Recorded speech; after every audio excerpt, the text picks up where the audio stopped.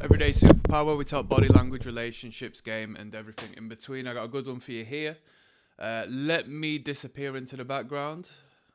One which was a topic of conversation, I believe, a little bit more so in the years past than nowadays. Just as far as what I'm aware, I mean, I'm so out of touch with, the topic of conversation that comes to the forefront of mainstream and so forth, or in these little pockets of online discussion. I'm just so out of touch with that. I don't know what's being talked about, what's not nowadays. But this is something that reoccurs in. Well, you can't help this. This is body language. This is a form of nonverbal communication that does happen. And if you want to understand why it happens, you're in the right place. This is manspreading, or what is known as manspreading. That's somewhat of a derogatory term that was applied to this behavior when I first became aware of the term, and it is a thing. It is a thing. So let's talk about why it happens, how it makes people feel, how it makes how it makes the person who is initiating this behavior to feel. Yeah. So as you can see on the image, we've got two people sitting side by side. I mean, potentially they are a couple, and I say that because they are in full body contact. Maybe she's got just no way of getting off of that chair, and she's been forced into this position of contact as he takes up all this space, spreading his legs the way he does. But the behavior in particular is in regards to the separation of the legs, exposing the genital area, in quite a brash and thoughtless manner. It seems, quite tasteless, or at least that's what this behavior is portrayed as. And we're going to talk about why men do this, right? So this might be on public transport, this particular image. It might be in a dentist waiting room. It could be at the hospital, could be waiting for a bus, could be in the office. You can see this behavior anywhere and everywhere, basically. Let me tell you why a man would do this. So generally speaking, the nonverbal communication reflects the subconscious, right? It's not necessarily a conscious decision to go against how we're actually feeling. It creates this friction, If I tell you to smile and you're not in a happy mood, when you perform that smile, it's not going to be organic, yeah? You might be a good actor and you might be able to put on what can be, generally perceived as a smile, but somebody who knows the fine intricacies can identify that something's not right there. There's a bit of an uncanny expression on your face, such as someone who is upset isn't going to jump for joy. Someone who is sad, on the other hand, or should I say somebody who's extremely happy, on the other hand, isn't going to be dragged down by the weight of the world. It's going to be expressed and manifest through their body, their inner experience and emotion and feelings towards themselves and those around them. So men are territorial, biologically speaking, right? And I'm going to equate this to other interesting things you'll pick up on, such as in your workplace or, in your living space and so forth. So men are territorial. And with that being said, when a man takes up more space, it showcases that subconsciously he believes he deserves that space. So he are like a king owning the largest castle. Him are like the boss of the office, owning the largest desk. And trust me, you go into an office, why does the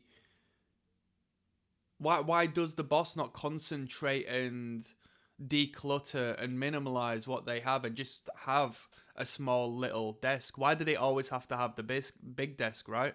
Why do rich people have bigger cars? Why do they have more cars? Why do they have bigger driveways? This is a microcosm of that macrocosm of the world of territory. Oh, I own more land than you, so I'm worth more than you. This person is taking up more space because they feel they're deserving of more space. Their subconscious is telling the world that. In exposing the genitals, the man is, and this reoccurs in body language, right? It's not like some hee ha ha childish thing, like, oh, I'm giving my penis to the world, how childish and all that. We got to chuck this out of the equation and look at ourselves as animals here. The man is exposing his genital area to the world in an act of fearlessness, right? I bet you if there was somebody within that space on that image we're looking at, somebody was in that space who threatened him, right? Potentially a physical threat, potentially a threat to his status or how he's perceived, dynamically speaking, in the the masculine pecking order, which is a thing, and women indirectly subconscious pick up on this, like in the world of attraction. So you need to pay attention to this, how people speak to you, how people sort of can tell you what to do, whether you don't have leverage in these dynamics. This is to be paid attention to if you want to be perceived as somebody valuable in the real world.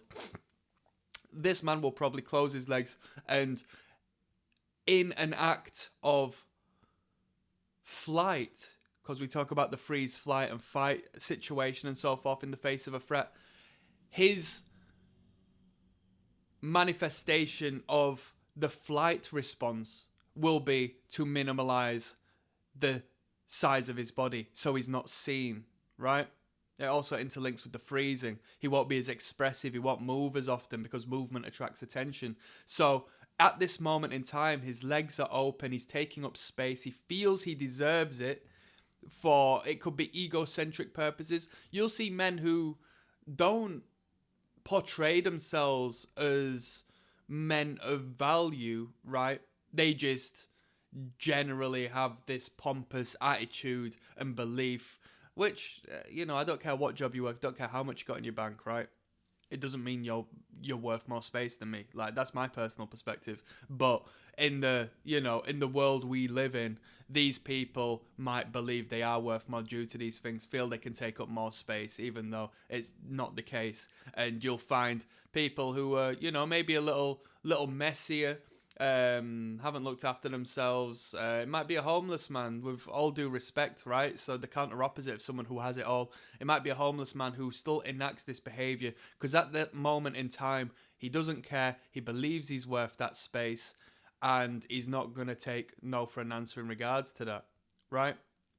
Exposure of the groinal area is a showcase of security, because we as animals, let's look at our ancestors. If we look at the chimpanzees, right, what they do when they're aggressive and they attack the extremities of the body, right? Your genitals are one of the first places to get attacked. When we are under stress, albeit maybe in our subconscious mind, we will actually cover up and expose our genitals. Look at what that woman's doing. I know she's sort of minimizing herself to, ensure she sits on that chair and stays outside, but we as men will do that, and women will do that as well. They will cover their genital area when they feel insecure in order to not, express and expose that comfortable, open, and sensitive space to the world, right? We as men don't want to lose what we got going on down there, right? First and foremost, we don't want to lose our life. That's rule number one. That's survival. Rule number two is procreation. We can't go losing, what we've got going on down there, because that would be a nightmare as far as procreation and biologically continuing our reality, in the form of children and so forth.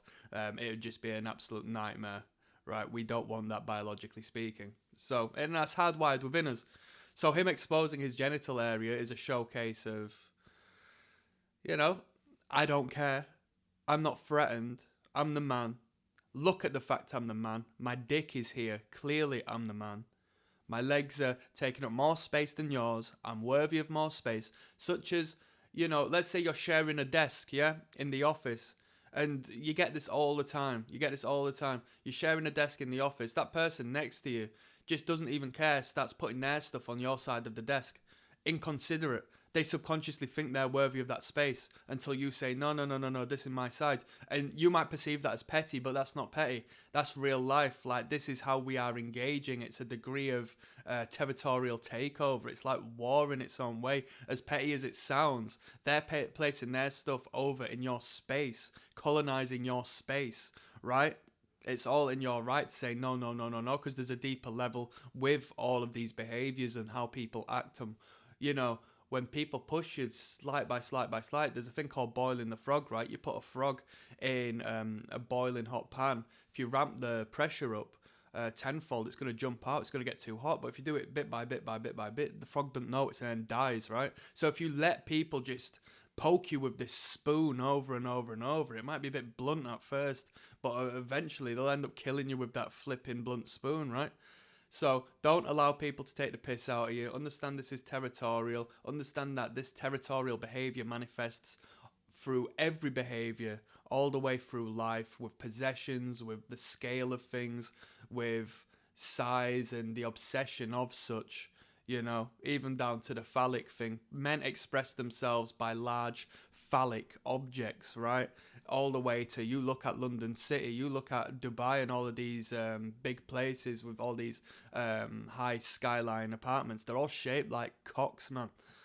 This is some deep game. This is the manifestation of the one individual represented for the entire world to see, created in a gargantuan scale to promote one's ego, or, you know, the weakness of the ego. I have such a discontent in what I don't have. I have to represent what I wish I did have out into the world so people appreciate me more. That's some game. That's what do they call it? Manspreading 101. I'm signing out. Peace.